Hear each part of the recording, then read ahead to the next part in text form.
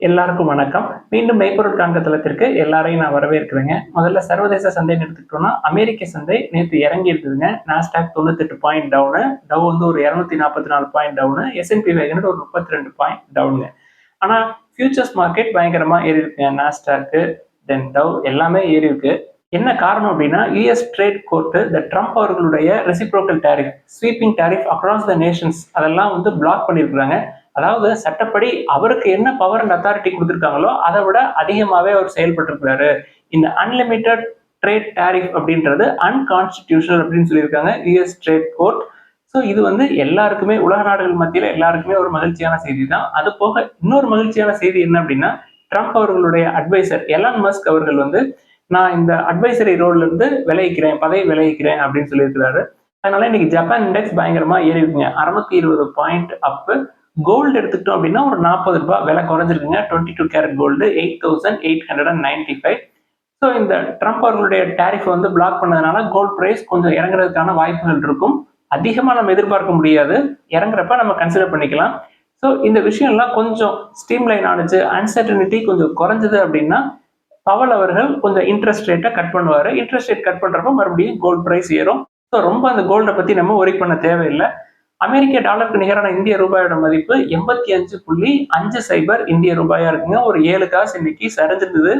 அடுத்து friend crude எடுத்துக்கிட்டோம்னா ஒரு பேரல் 159 லிட்டர் 63.71 யூஎஸ் டாலரா இருக்குங்க. அடுத்து எஃப்ஐடிஐ டேட்டா பார்த்தோம் அப்படின்னா நேற்று ரெண்டு பேருமே கேஷ் செக்மெண்ட்ல நெட் பையர்ஸாக தான் இருந்திருக்காங்க. எஃப்ஐஎஸ் வந்து ஒரு 4662 crores ஒர்த் ஆஃப் ஷேர்ஸ் வாங்கியிருக்காங்க. டிஐஎஸ் வந்து ஒரு 7911 crores ஒர்த் ஆஃப் ஷேர்ஸ் வந்து கேஷ் செக்மெண்ட்ல வாங்கியிருக்காங்க, நெட் பையர்ஸாக இருந்திருக்காங்க. அடுத்து இன்னைக்கு அப்டேட்குள்ள போயிடலாங்க. ஃபர்ஸ்ட் இந்த மைக்ரோ ஃபைனான்ஸ் செக்டர்ல ஒரு சில அப்டேட்ஸ் வந்துருக்குங்க. நம்ம நேத்து முந்தா நேத்து டிஸ்கஸ் பண்ணோம். அதாவது மைக்ரோ ஃபைனான்ஸ் லோன் புக் அப்படின்றது ஃபினான்ஷியல் இயர் 24 கம்பேர் பண்றப்ப ஃபினான்ஷியல் இயர் 25 முடிவுல ஒரு 13.9% குறைஞ்சிருக்கு அப்படின்னு பார்த்தோம் இல்லையா? ஸோ இந்த மைக்ரோ ஃபைனான்ஸ் லோன் புக்ல டெலிக்வன்ஸ், அதாவது போர்ட்ஃபோலியோ அட் ரிஸ்க் அப்படின்னு பார்த்தோம்னா 163% கூடி இருக்குங்க. அதாவது இந்த மைக்ரோ ஃபைனான்ஸ் லோன் புக்ல இருக்கிற டெலிக்வன்ஸ் அப்படின்றது ஃபினான்ஷியல் 24 முடிவுல, அதாவது போர்ட்ஃபோலியோ அட் ரிஸ்க் அப்படின்னு பார்த்தோம்னா 16,379 crores இருந்திருக்குங்க. இப்ப ஃபினான்ஷியல் 25 முடிவுல அது 163%, அதாவது 43,075 crores இருக்கு. இது ரொம்ப ரொம்ப அதிகம். இது மைக்ரோ ஃபைனான்ஸ் இண்டஸ்ட்ரி மட்டும் கிடையாதுங்க. அதாவது என்பிஎஃப்சி, ஸ்மால் ஃபைனான்ஸ் பேங்க், தென் bank micro finance loan book கொடுப்பாங்க இல்லையா? அக்ராஸ் தி செக்மெண்ட்ஸ் எல்லா இடத்துலையுமே அந்த டெலிக்வன்ஸ் அப்படின்றது கூடி இருக்கு அப்படின்னு சொல்றாங்க. ஸ்பந்தனா ஸ்பூர்த்தியை பத்தி தொடர்ந்து கேட்குறாங்க. இந்த மைக்ரோ ஃபைனான்ஸ் இண்டஸ்ட்ரியில இந்த டெலிக்வன்ஸ் அப்படின்றது கண்டினியூ ஆகுது அப்படின்றத தெரிஞ்சுக்கணுங்க. அதனாலதான் இந்த விஷயத்தை இன்னைக்கு டிஸ்கஸ் பண்ணோம். அடுத்து இண்டஸ்இண்ட் பேங்க்ல ஒரு அப்டேட்ங்க. கம்பெனியுடைய முன்னாள் சிஇஓ, எம்டி, தென் டெப்டி சிஇஓ, அது போக இன்னும் 3 பேருக்கு செபி வந்து ஒரு நோட்டீஸ் கொடுத்துருக்காங்க. விளக்கம் கேட்டு நோட்டீஸ் கொடுத்துருக்காங்க. அது போக அவங்களுடைய டிமேட் அக்கௌண்ட்ஸ், தென் பேங்க் அக்கௌண்ட்ஸ் எல்லாத்தையுமே ஃப்ரீஸ் பண்ண மாதிரி செய்திகள் வந்திருக்குங்க. என்ன காரணம் அப்படின்னா, இந்த டெரிவேட்டிவ் செக்மெண்ட்ல வந்த லாஸ், அந்த விஷயம் வந்து பப்ளிக்கா மார்ச் 10ஆம் தேதி தானே தெரிய வந்தது. ஆனா இவங்க எல்லாருக்குமே ஒரு 15 மாசத்துக்கு முன்னாடியே தெரிஞ்சிருக்குங்க. ஸோ இந்த செய்தியை தெரிஞ்சு என்னைக்காவது ஒரு நாள் ஷேர் பிரைஸ் குறையும் டிராஸ்டிக்கா அப்படின்னு சொல்லி அவங்க அவங்களோட ஷேர்ஸ் எல்லாத்தையுமே வித்திருக்கிறாங்க. இந்த இன்சைடர்ஸ் ட்ரேடிங் அப்படின்னு சொல்லுவாங்க இல்லையா? அதுதாங்க இது. அதாவது கம்பெனியுடைய டாப் மேனேஜ்மெண்ட்ல இருக்கிறவங்க இந்த மாதிரி விஷயம் வெளில வந்தா ஷேர் பிரைஸ் பயங்கரமா விழும் அப்படின்னு சொல்லி அவங்களோட பணத்தை காப்பாத்திக்கிறதுக்காக அவங்களுக்கு தெரிஞ்ச செய்தியை வச்சுட்டு அவங்களோட ஷேர்ஸ் பயங்கரமா வித்திருக்கிறாங்க. டாப் மேனேஜ்மெண்ட்ல இருக்க 5 பேர். ஸோ அவங்க மேல செபி வந்து ஆக்ஷன் எடுப்போம் அப்படின்னு சொல்லியிருக்காங்க. ஆக்ஷனை எடுத்திருக்கிறாங்க. அடுத்து ஹிண்டால்கோ நிறுவனத்துல ஒரு அப்டேட்ங்க.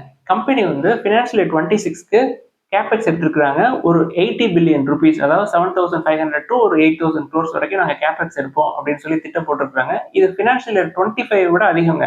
ஃபினான்ஷியல் இயர் 25ல 65 பில்லியன் ருபீஸ் கேபெக்ஸ் எடுத்திருக்காங்க. கம்பெனியை பொறுத்த வரைக்கும் ஹிண்டால்கோ வந்து one of the top aluminium கம்பெனிங்க on revenue basis. Then copper எடுத்துக்கிட்டோம் அப்படின்னா செகண்ட் லார்ஜஸ்ட் காப்பர் ராட் ப்ரொடியூசர்ஸ்ங்க, சைனாவுக்கு அடுத்தது. அடுத்து அசோக் லைலாண்ட்ல ஒரு அப்டேட்ங்க. கம்பெனி வந்து ஃபினான்ஷியல் இயர் 26க்கு கேபெக்ஸ் பிளான் ஒரு 1000 crores எடுத்திருக்கிறாங்க.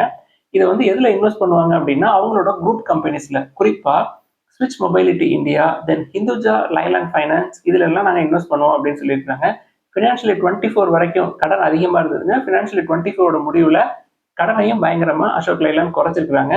ஸோ ஷேர் பிரைஸ்ன்னு பார்த்தோம்னா ஒரு 240 பக்கமா இருக்குங்க. பி வந்து 22 சம்திங் இருக்கு. பட் இந்த செக்டார்ல நம்மளுக்கு இதை விட சீப்பா இருக்கிறதுனால நம்ம தொடர்ந்து டாடா மோட்டார்ஸ் தான் கன்சிடர் பண்ணுவோம்.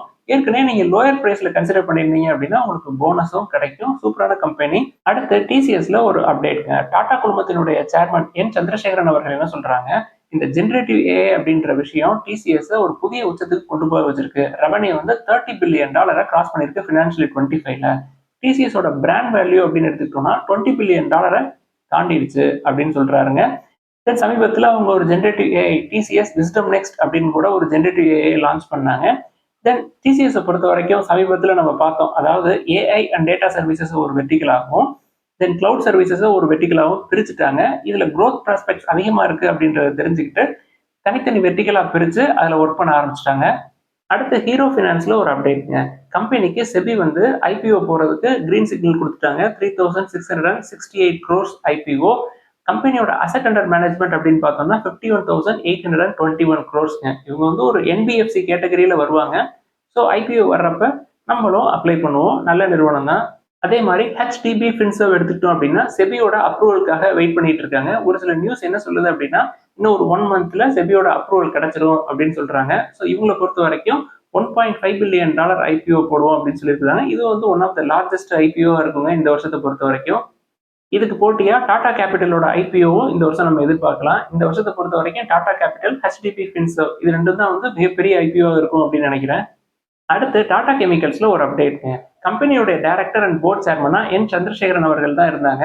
மே 29, 2025 அதாவது இன்னையில இருந்து அவரு ஸ்டெப் டவுன் ஆகி விலகி வர்றாரு. அதுக்கு பதிலா எஸ் பத்மநாபன் அப்படின்றவங்க டைரக்டராகவும் போர்ட் சேர்மனாகவும் வர்றாங்க. என்னையில இருந்து அப்படின்னா மே 30, 2025 நாளையில இருந்து. அடுத்து டாடா மோட்டார்ஸ்ல ஒரு அப்டேட்ங்க. கம்பெனி வந்து group of industry and international trade அப்படின்ற நிறுவனத்தோட ஒரு பார்ட்னர்ஷிப் போட்டிருக்காங்க. கமர்ஷியல் வெஹிக்கிளை இஜிப்ட்ல லான்ச் பண்றதுக்காக இந்த பார்ட்னர்ஷிப் போட்டிருக்காங்க. இது டாடா மோட்டார்ஸ் கமர்ஷியல் வெஹிக்கிள் செக்மெண்ட்டுக்கு நல்ல செய்திங்க. அடுத்து Reserve Bank of India June மாசம் 6ஆம் தேதி நடக்க போற மானிட்டரி பாலிசி கமிட்டி மீட்டிங்ல இன்ட்ரெஸ்ட் ரேட்ஸ் வந்து குறைக்கிறதுக்கான வாய்ப்புகள் இருக்கு அப்படின்ற மாதிரி செய்திகள்லாம் வருதுங்க. ஒரு 25 பேஸ் பாயிண்ட்ஸ் குறைப்பாங்க அப்படின்னு எதிர்பார்க்கப்படுது. என்ன காரணம் அப்படின்னா இன்ஃபிளேஷன் பயங்கரமா குறைஞ்சிருந்தது இல்லையா? ஸோ ரேட் கட்டுக்கு நம்மளும் எதிர்பார்க்கலாம். அது போக ஆகஸ்ட்லயும் குறைப்பாங்க அப்படின்ற ஒரு சில செய்திகள்லாம் வந்திருக்கு. ஸோ அதை நம்ம பொறுத்திருந்து தான் பார்க்கணும். அடுத்து ஏர்டெல்ல ஒரு அப்டேட்ங்க. ஏர்டெல் நிறுவனத்தை பொறுத்த வரைக்கும் உங்களுக்கு ஏஜிஆர் டியூஸ் அப்படின்னு பார்த்துட்டோம்னா ஒரு 41,000 crores இருக்குங்க. ஏர்டெல் என்ன விருப்பப்படுறாங்க அப்படின்னா இந்த 41,000 crores ஈக்குவலண்டான ஈக்விட்டி ஷேர்ஸை கவர்மெண்ட்டுக்கு கொடுக்கலாமா அப்படின்னு சொல்லி பேசுறாங்க கவர்மெண்ட் கூட. ஆனா கவர்மெண்ட் அதுல இன்ட்ரெஸ்ட் காட்டுற மாதிரி தெரியலங்க. ஒருவேளை கவர்மெண்ட் இதுக்கு ஓகே அப்படின்னு சொன்னாங்கன்னா ஏர்டெல்லோட ஸ்டேக் ஒரு 2 to 4% கவர்மெண்ட்டுக்கு கிடைக்கிறதுக்கு வாய்ப்புகள் இருக்கும். அடுத்து Q4 ஃபினான்ஷியல் 25 ரிசல்ட்ஸ் எடுத்துக்கிட்டோம்னா Natco pharma consolidated net profit 5.25% ஏறி இருக்குங்க. ரெவன்யூ வந்து ஒரு 15% ஏறி இருக்கு. For the full year financial 25 எடுத்துக்கிட்டோம்னா நெட் ப்ராஃபிட் வந்து 35.81% ஏறி இருக்குங்க. ரெவன்யூ வந்து ஒரு 16% ஏறி இருக்கு. ஆனா ஃபினான்ஷியல் 26க்கு கைட்லைன்ஸ் கொடுத்தது பார்த்தோம்னா எங்களோட ரெவன்யூ வந்து ஃபினான்ஷியல் 26ல ஒரு 20% குறையிறதுக்கு வாய்ப்பு இருக்கும். தென் ப்ராஃபிட்ஸும் வந்து 30% குறையும் அப்படின்னு சொல்றாங்க. என்ன காரணம் சொல்றாங்க அப்படின்னா இந்த R&D எக்ஸ்பென்சஸ் அப்படின்றது அதிகமாகும் ஃபினான்ஷியல் 26ல. அது போக யூஎஸ்ல பிசினஸ் ப்ரெஷர் இருக்கு. ஸோ இதுவும் வந்து எங்களோட எக்ஸ்பென்சஸை கூட்டும் அப்படின்னு சொல்றாங்க. பட் ஒரு நல்ல விஷயம் என்ன அப்படின்னா கம்பெனி கேஷ் ரிசர்வ்ஸ் ஒரு 3,000 crores வச்சிருக்காங்க அஸ் ஆஃப் March 31, 2025. ஸோ கம்பெனியோட வேல்யூவேஷன் பார்த்தோம்னா இப்பயுமே நல்ல வேல்யூவேஷன்ல தான் இருக்கும். இன்னைக்கு காலைல ஷேர் பிரைஸ் ஒரு 4% மேலே ஏற்றிருந்தாங்க. பட் ஃபினான்ஷியல் 26ஓட கைட்லைன்ஸ் வந்து ப்ராஃபிட் 30% குறையும் அப்படின்னு சொன்னதுனால ஒரு 1 வீக் கழிச்சோ இல்லை ஒரு 3 months கழிச்சோ ஷேர் ப்ரைஸை இறக்குறப்ப நம்ம கன்சிடர் பண்ணுறதுக்கு மறுபடியும் ஆப்பர்ச்சுனிட்டி கிடைக்கும். நல்ல கம்பெனி, மிட் சைஸ் கம்பெனி, கடன் கிடையாது, கேஷ் ரிசர்வ்ஸ் நிறைய வச்சிருக்காங்க. அடுத்து ஹிந்துஜா குளோபல் சொல்யூஷனுடைய Q4 ஃபினான்ஷியல் 25 ரிசல்ட்ஸ்னு பார்த்தோம்னா ரெவன்யூ வந்து ஒரு 5.56% ஏறி இருக்குங்க. ப்ராஃபிட் ஆஃப்டர் டேக்ஸ் வந்து ஒரு 38 crores இருக்கு. லாஸ்ட் 2 quarters லாஸ் பண்ணியிருந்தாங்க. பட் இயர் ஆன் இயர்னு பார்த்தோம்னா போன வருஷம் அதாவது Q4 ஃபினான்ஷியல் 24 கம்பேர் பண்றப்ப 96% ப்ராஃபிட் குறைஞ்சிருக்கு. ஐஆர்சிடிசி உடைய Q4 ஃபினான்ஷியல் 25 ரிசல்ட்ஸ் எடுத்துக்கிட்டோம்னா நெட் ப்ராஃபிட் வந்து 26% ஏறி இருக்குங்க இயர் ஆன் இயர். ரெவன்யூ வந்து ஒரு 10% ஏறி இருக்கு. டிவிடெண்ட் வந்து அனௌன்ஸ் பண்ணியிருக்காங்க ஒரு ஷேருக்கு ₹1. கம்பெனி இப்பயுமே வேல்யூவேஷன் நம்ம கன்சிடர் பண்ற ரேஞ்சில் இருக்காது. அடுத்து பிரில்லன் சாஃப்டுடைய Q4 ஃபினான்ஷியல் 25 ரிசல்ட்ஸ் எடுத்துக்கிட்டோம்னா ரெவன்யூ வந்து ஒரு 3.3% ஏறி இருக்குங்க year on year, quarter on quarter பேசிஸ்ல. ஆனா ப்ராஃபிட் ஆஃப்டர் டாக்ஸ்னு பார்த்தோம்னா குவார்டர் ஆன் குவார்டர் பேசிஸ்ல ஒரு 4.4% ஏறி இருக்கு. பட் இயர் ஆன் இயர் பேசிஸ்ல பார்த்தோம்னா ஒரு 32% கீழே விழுந்திருக்குங்க. அதாவது Q4 ஃபினான்ஷியல் 24 கம்பேர் பண்றப்ப Q4 ஃபினான்ஷியல் 25ல 30% மேல ப்ராஃபிட்ஸ் வந்து அடி வாங்கியிருக்கு. ஸோ ஷேர் பிரைஸ் கீழே விழுந்தது அப்படின்னா நம்மளுக்கு நல்ல ஆப்பர்ச்சுனிட்டியா இருக்கும். இப்பயுமே அதோட ஆல் டைம் ஹைல இருந்து ஒரு 50% கீழே இறங்கி தான் இருக்கு. அடுத்து ஸ்டீல் அத்தாரிட்டி ஆஃப் இந்தியா லிமிடெடோட Q4 ஃபினான்ஷியல் 25 ரிசல்ட்ஸ் வந்திருக்குங்க. நல்ல ரிசல்ட்ஸ். ரெவன்யூ 4.8% ஏறி இருக்குங்க இயர் ஆன் இயர். ப்ராஃபிட் வந்து ஒரு 11.1% ஏறி இருக்கு. டீசென்டான நம்பர்ஸ் தான். தென் குவார்டர் ஆன் குவார்டர் பேசிஸ்ல எடுத்துட்டோம் அப்படின்னா 19.7% ஏறி இருக்குங்க ரெவன்யூ. ப்ராஃபிட் வந்து 78% ஏறி இருக்கு இயர் ஆன் இயர்.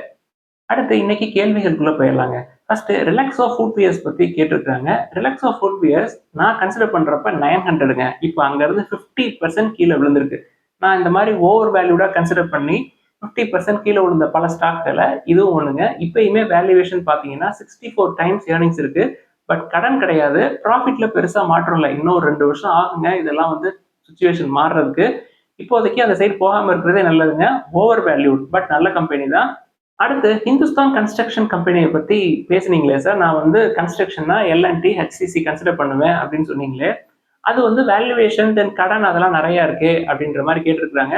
நான் ஃபர்ஸ்ட் டைம் உங்கள்கிட்ட பேசுறப்பே நான் ஹிண்ட் கொடுத்துட்டேங்க. அப்போ ஷேர் பிரைஸ் வந்து 20 ரூபாய் இருந்தது. அதுக்கப்புறம் 30% ஏறிடுச்சுங்க. டாடா குரூப் கூட டைப் போட்டு ப்ராஜெக்ட்ஸ் எல்லாம் எடுத்தாங்க. அதனால இந்த கம்பெனியை நான் தொடர்ந்து ட்ரேஸ் பண்ணிக்கிட்டு இருக்கேன். அடுத்து பிஎன்ஜி ஜுவல்லர்ஸ் பத்தி கேட்டிருக்கிறாங்க. என்னை பொறுத்த வரைக்கும் நான் தங்கமயில் ஜுவல்லர்ஸ் மட்டும்தான் பார்த்துட்டு இருக்கிறேன்.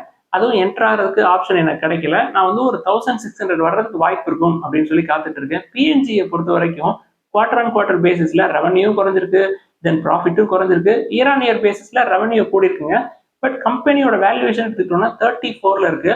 பட் இந்த நிறுவனத்தை பொறுத்த வரைக்கும் ப்ரொமோட்டர்ஸ் பத்தி எனக்கு இன்னும் சரியான கிளாரிட்டி கிடைக்கல. நம்ம தொடர்ந்து வாட்ச் பண்ணுவோம். தங்கமயில் கீழே விழுறப்ப பிஎன்ஜியும் விழுவும். ஸோ பிஎன்ஜி ஜுவல்லர்ஸை பொறுத்த வரைக்கும் ப்ரொமோட்டர்ஸ் பத்தி ஒரு நல்ல கிளாரிட்டி கிடைக்கிற வரைக்கும் வெயிட் பண்றது நல்லது அப்படின்னு தோணுதுங்க எனக்கு. அடுத்து இந்த குவார்டர்லி ரிசல்ட்ஸ் தென் மார்க்கெட் நியூஸ் அப்டேட்ஸ் இதெல்லாம் வந்து எங்க இருந்து சார் எடுப்பீங்க அப்படின்னு சொல்லி கேட்டிருக்காங்க. பெரும்பாலான செய்திகள் எனக்கு கூகுள் ஃபீட்ஸ்லேயே வந்துடுங்க. நம்ம வந்து கூகுள்ல எந்த விஷயத்த நிறைய தேடுறோமோ அது தானாவே ஃபீட்ஸாவே வந்துடும். அது போக business line, business standard, mint, அது போக சோஷியல் நெட்வொர்க் குறிப்பா லிங்க்டின் தென் ட்விட்டர் இது ரெண்டுலையுமே கம்பெனிஸ் வந்து அவங்களோட பேஜஸ்ல கம்பெனியோட அப்டேட்ஸ் எல்லாம் போடுவாங்க. அதுல இருந்து நான் டேட்டாஸ் எல்லாம் எடுத்துருவேங்க. அடுத்து Bajaj consumer, Tata consumer, Godrej consumer இது மூணுல பஜாஜ் கன்சியூமரோட ஃபண்டமெண்டல்ஸ் நல்லா இருக்கு. டாடா கன்சியூமர்ஸ் தென் காட்ரேஜ் இது ரெண்டுமே வந்து வேல்யூவேஷன் அதிகமா இருக்கு அப்படின்றத சார் வந்து சொல்ல வர்றாரு. பட் பஜாஜ் கன்சியூமரை பொறுத்த வரைக்கும் ஒரு ஸ்மால் கேப் கம்பெனிங்க. பொதுவாகவே மார்க்கெட் கீழே இறங்குனது அப்படின்னா ஃபர்ஸ்ட் ஸ்மால் கேப்பையும் மிட் கேப்பையும் தான் போட்டு அடிப்பாங்க. ஸோ மார்க்கெட் கொஞ்சமா இறங்கினாலே இந்த ஸ்மால் கேப் கம்பெனிஸ் வந்து வேகமா கீழே இறங்கிடும். But large cap reputed companies, நல்ல பேக்கப் இருக்கிற கம்பெனிஸ், காட்ரேஜ், டாடா மாதிரியான கம்பெனிஸ் கீழே இறங்குறதுக்கு ரொம்ப டிலே ஆகுங்க. அதனாலதான் நம்ம பெரும்பாலும் லார்ஜ் கேப்க்கு அதிகமான ஃபோக்கஸ் கொடுப்போம். பட் வேல்யூவேஷன் நல்லா இருந்தது அப்படின்னா நம்ம லார்ஜ் கேப்ல எந்த எஃப்எம்சிஜி குறிப்பா டாடா கன்சியூமர்ஸா இருக்கட்டும் இல்ல காட்ரேஜா இருக்கட்டும் நம்ம என்டர் ஆகலாம். பட் வேல்யூவேஷன் நம்ம கன்சிடர் பண்ற லெவல்ல இருக்காது. இப்போதைக்கு ஐடிசி மட்டும்தான் எனக்கு தெரிஞ்சு எஃப்எம்சிஜில நான் வந்து கன்சிடர் பண்ற லெவல்ல இருக்குங்க.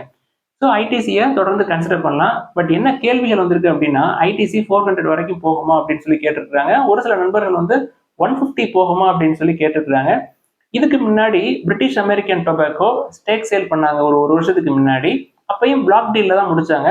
ஆனா அப்போ வந்து நாங்க பிளாக் டீல்ல முடிப்போம் அப்படின்னு அவங்க சொல்லலைங்க. நாங்க வந்து ஸ்டேக் சேல் பண்ண போறோம் அப்படின்னு சொல்லியிருந்தாங்க. நான் பிளாக் டீல் பண்ணா ஒரு 50, 60 ரூபாய், 100 ரூபாய் வரைக்கும் குறையும் அப்படின்னு சொல்லி எதிர்பார்த்தேன். ஆனா ஒரு ஷேர் 400 ரூபாய் அப்படின்னு சொல்லி ஈஸியா கைமாத்தி விட்டாங்க. பெருசா இறங்கல. 399 வரைக்கும் வந்தது. 399ல ஒரு சில குவான்டிட்டிஸ் வாங்குறதுக்கு எங்களுக்கு ஆப்பர்ச்சுனிட்டி கிடைச்சதுங்க. இப்போ அவங்க ஃப்ளோர் பிரைஸ் வந்து 400 பெர் ஷேர் அப்படின்னு சொல்லிட்டாங்க. தென் பிளாக் டீல்ல தான் நாங்க முடிப்போம்னு சொல்லிட்டாங்க. ஸோ ஒரு செல்லிங் ப்ரெஷர் இருக்கலாம். 400 வந்தது அப்படின்னா நம்மளுக்கு நல்ல ஆப்பர்ச்சுனிட்டியா இருக்கும். பட் 150 வரும் அப்படின்னு சொல்லி என்னால எதிர்பார்க்க முடியாதுங்க. பட் 150 வரக்கூடாதுன்னு நினைக்கல. வந்தா எனக்கு ரொம்ப ரொம்ப ஹாப்பி தான். இப்போதைக்கு என்கிட்ட ஒரு 75 ஆர் 100 தான் இருக்கு. 150 வந்துச்சுன்னா நான் இன்னும் ஒரு 100 வாங்கி வச்சுக்குவேன். அடுத்து அவுட் சைட் இந்தியா நம்ம வந்து இன்வெஸ்ட் பண்ணணும் அப்படின்னா எது சார் நல்லா இருக்கும்? அவுட் சைட் இந்தியா நம்ம வந்து இன்வெஸ்ட் பண்ணணுமா அப்படின்னு சொல்லி கேட்டுருக்காருங்க. கண்டிப்பா இன்வெஸ்ட் பண்றதுக்கு நமக்கு பினான்சியல் ஸ்ட்ரென்த் இருக்குது அப்படின்னா கண்டிப்பா பண்ணலாங்க. ஒரு மாசத்துக்கு ஒரு 50,000 ருபீஸ் நம்ம வந்து யூஎஸ்லயோ இல்ல ஜப்பான்லயோ கொண்டு போய் இன்வெஸ்ட் பண்ண முடியும் அப்படின்னா தைரியமா ட்ரை பண்ணலாங்க. பட் அது முடியல. அதனாலதான் நான் அந்த சைடு போகல. யூஎஸ்ஆ ஜப்பானா அப்படின்னு கேட்டா நான் வந்து யூஎஸ் தாங்க ப்ரிஃபர் பண்ணுவேன்.